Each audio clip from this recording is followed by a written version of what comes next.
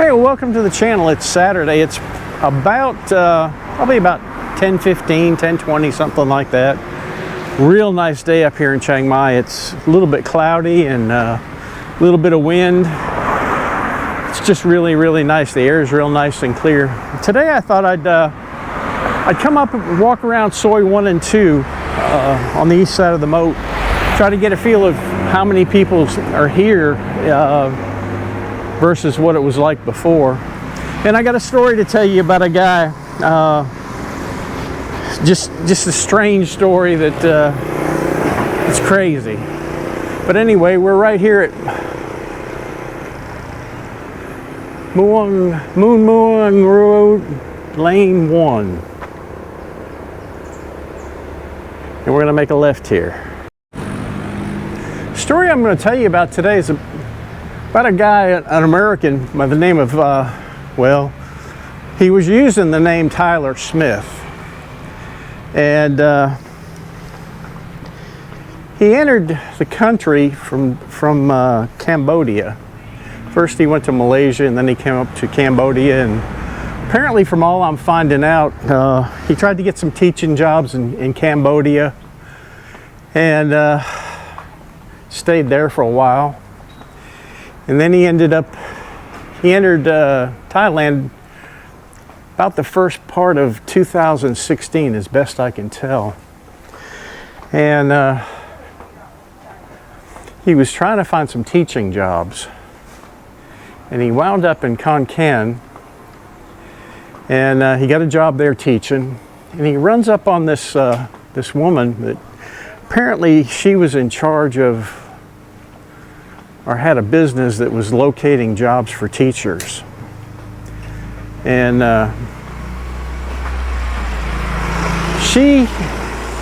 it's unclear whether she had a boyfriend or a husband. I couldn't figure out from the article which one it was. I'm thinking it was her husband. And he was an Australian guy. And they had a child together. And apparently this guy, Tyler, strikes up a relationship with her. And he keeps getting bounced around from teaching job to teaching job because he doesn't have any credentials. You know, he'll get hired somewhere, and then by the time they, you know, really need his credentials to keep him employed, he can't produce them, and they move on. Well,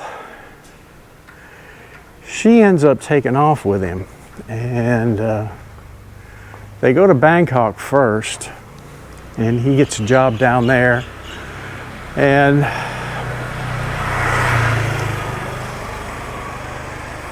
it's unclear.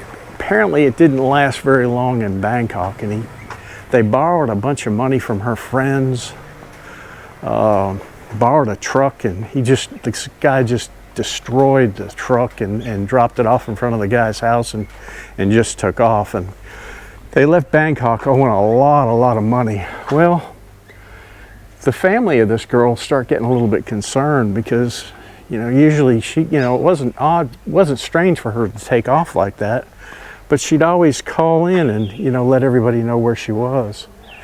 And in this particular instance, you know, they hadn't heard from her for a while.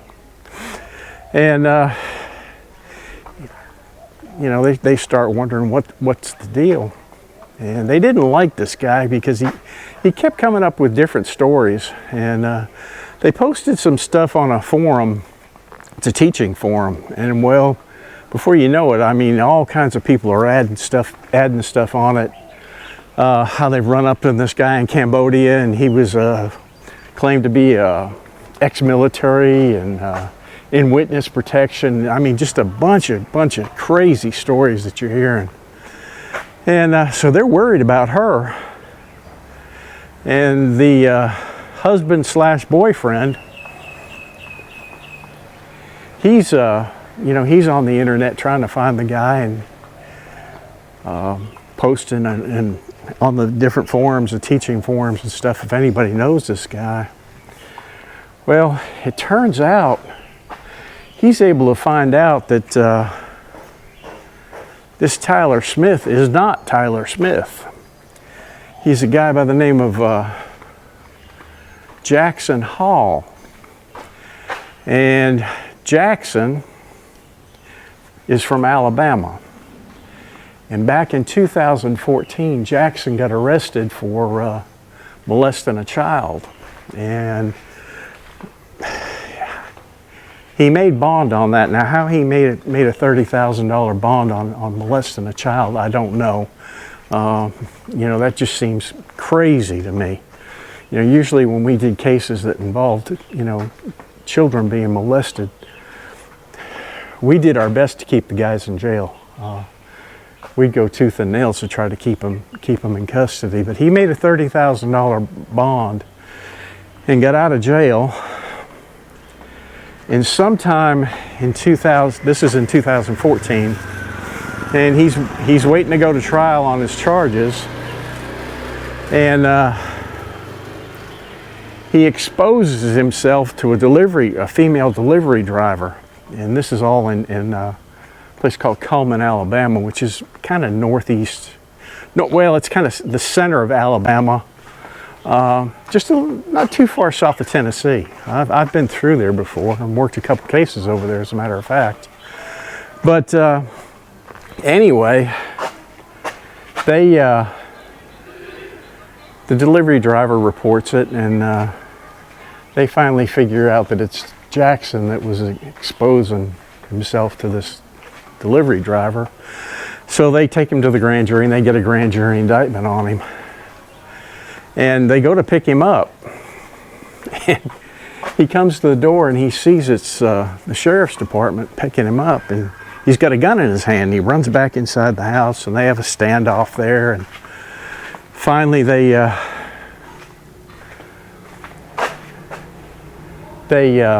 able to talk him out of the house and arrest him. And sure enough, June of 2015, he bonds out.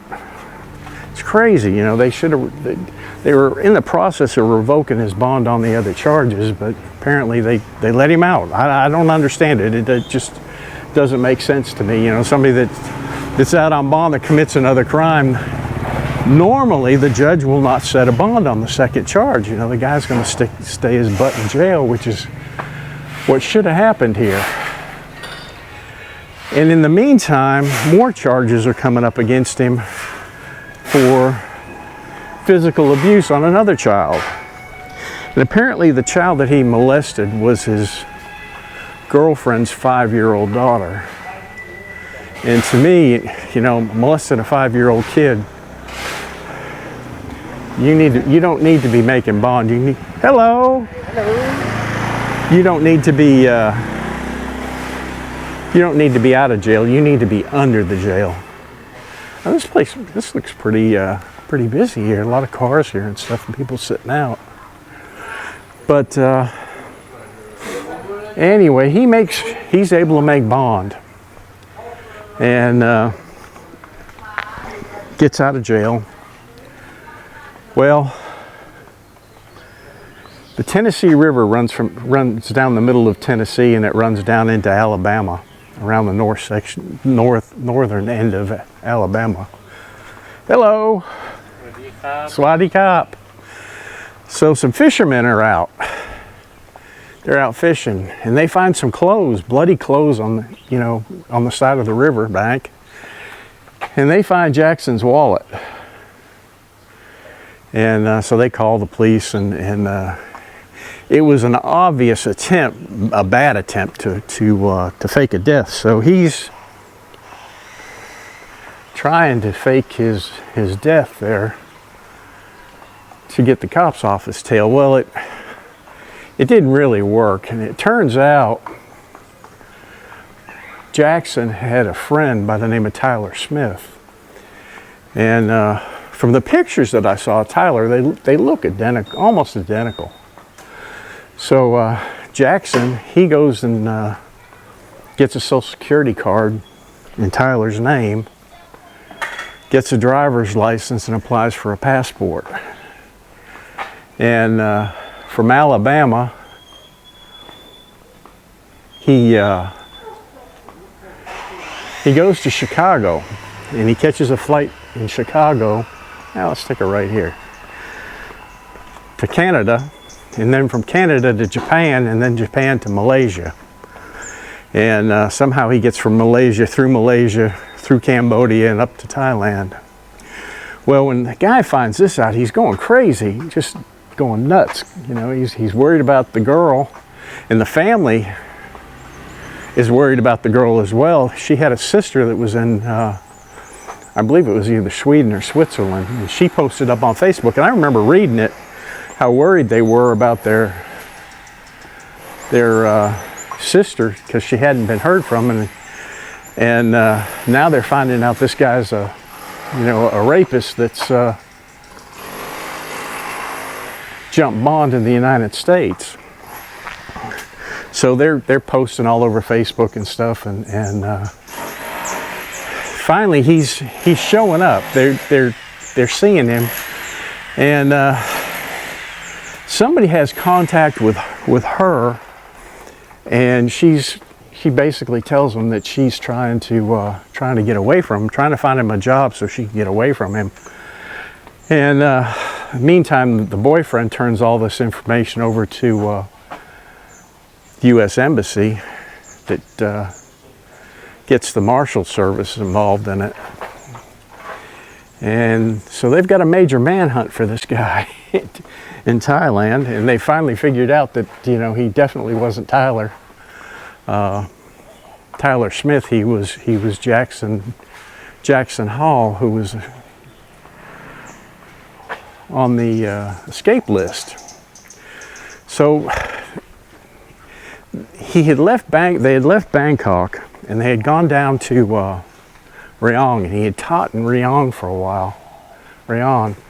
And from there, apparently they went to Samui, and she was able to get away from him somehow in Samui, and went to the police and said where he was, and sure enough, they set up on a pier down there in Samui, and he shows up, and they snatch him.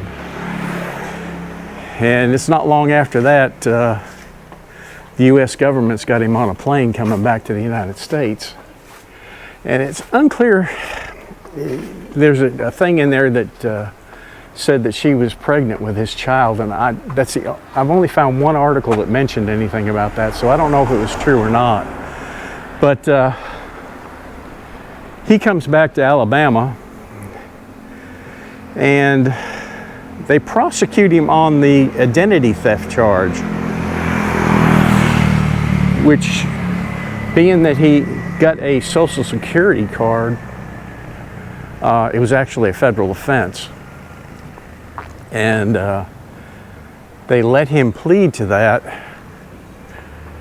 and I think he got something like 4 years. He was released from federal custody in the middle of 2021. So figuring he got picked up October 22nd, 2016, and they released him in the middle of 2021. So it looks like he got about 4 or 5 years. And you know, I'm trying to find where they prosecuted him for the sexual abuse charges, and I can't find anything on it. I can't find where he was arrested. I can't find where they booked him into the Alabama Department of Corrections. So the only thing that I can figure is that the sexual abuse charges probably was either the witness didn't want to testify, or it was a shoddy case, and they chose to go federal with it, which is something that they'll do. Hello. Quite often. Yeah, Taylor. Oh, okay. You make suits. Yes, make suits. Okay. Very good price. It's a handmade suit. Good price on suits, huh? Yes. This is my suit. Yeah, look good. Yeah. Nice. Yeah. All right, man. Take care. Thank you. Yeah, if you need a suit, come here. But Hello. hello. How you doing? Good. I see you on YouTube. You do? Yeah. Great. Thanks.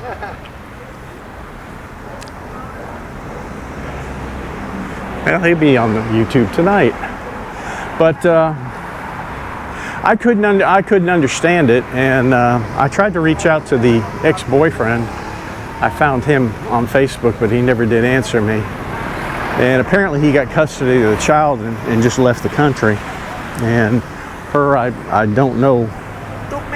No, I'm okay. I'm walking, getting some exercise. How you doing? A lot of business? A lot of people? No business. No business, huh? It'll come. Okay. Take care. But wow, that's a neat little gadget right there. I don't have the coordination for that. I think I'll cross the street and get on the other side of the street. But you know, this guy was really kind of stupid for coming to Thailand anyway, because if the Thai police get after you, they're going to get you eventually.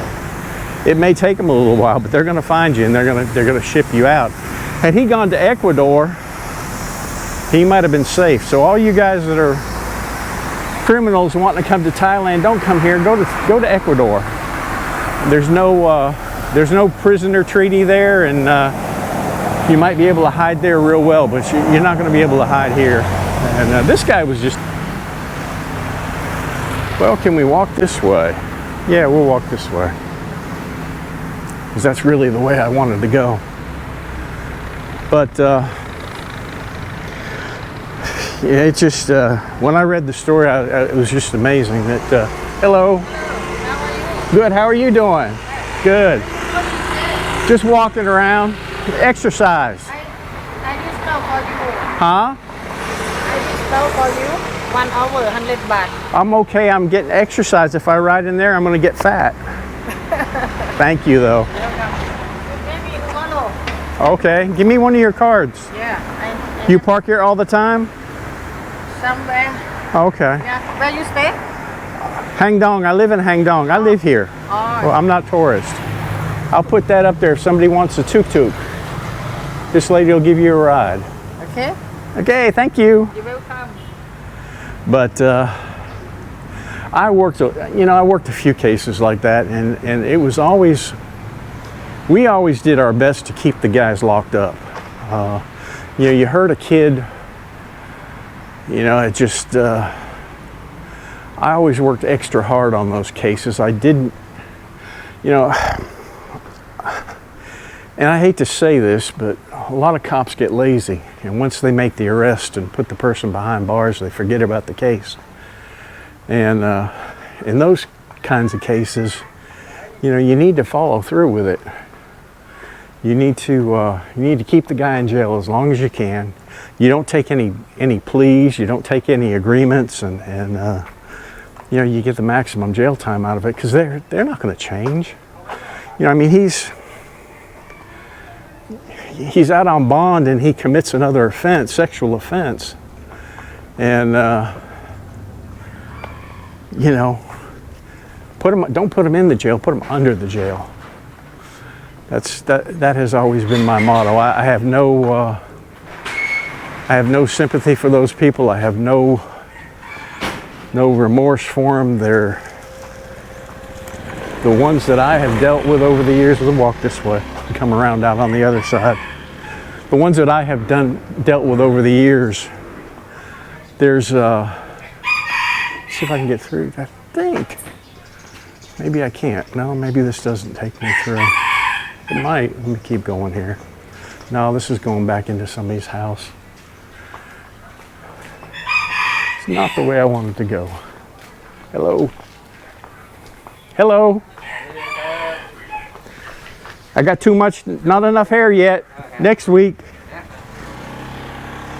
But that was always my motto. Keep them in jail for as long as you can. And we had, in Tennessee, we had some of the best child abuse investigators and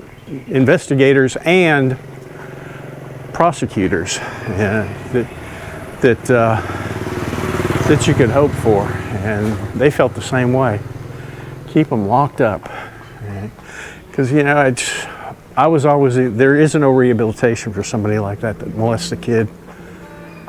It's just the only kind of rehabilitation for them is putting them someplace where they can't get near anybody. I don't know, you know, I checked the Alabama. Usually,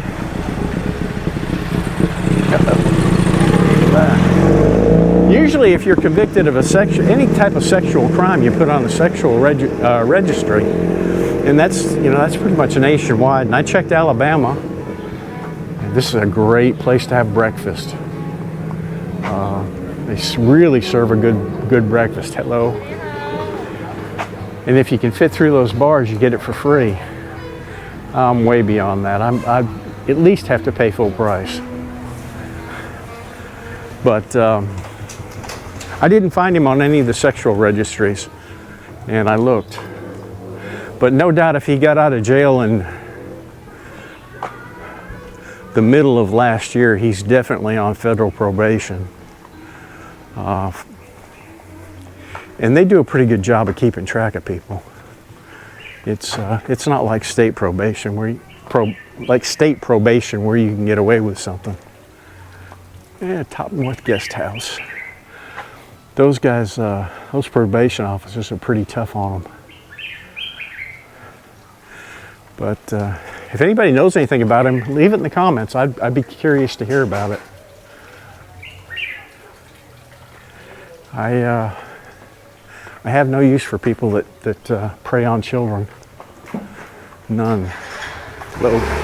How you doing? Not a lot of activity back here today. All in one. But it's still early in the day. I wanted to get out before it got too hot or it rained. Now I'm thinking I walked back through here one time. Yeah, there's that little alley runs around there. Looks like a nice hotel right here. Amsterdam shop. And we'll go back out here and make a left. The Voyager Hotel and Bar is opening soon. There you go. There's definitely not as many people here as I saw in Phuket. There were a lot of people walking around. Maybe they just haven't got up to Chiang Mai yet, I don't know.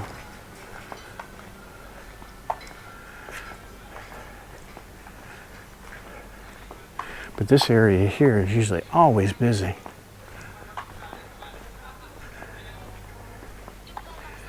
Now, okay, let's go this way. Well, we're at 23 minutes. I think I'll save this for another day because I keep you all after 23 minutes. I know you start getting bored. The Lost Hut, CU Corner. Now, they'll all open up tonight.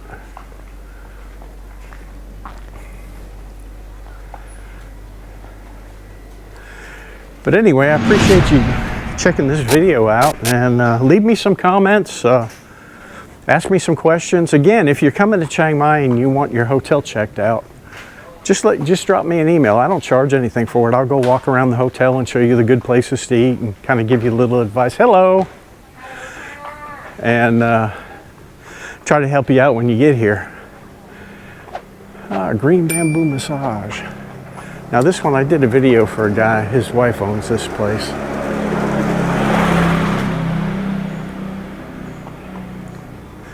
But anyway, I hope you enjoy it, and I've got some more stories coming up. I'm going to start doing some of the ones of cases that I actually did myself. I'm not going to have 1-hour videos, that's for sure. I may have to break them up in little sections, but I've got some interesting stories to tell. But anyway, I appreciate y'all stopping in. We'll see you later. Bye-bye.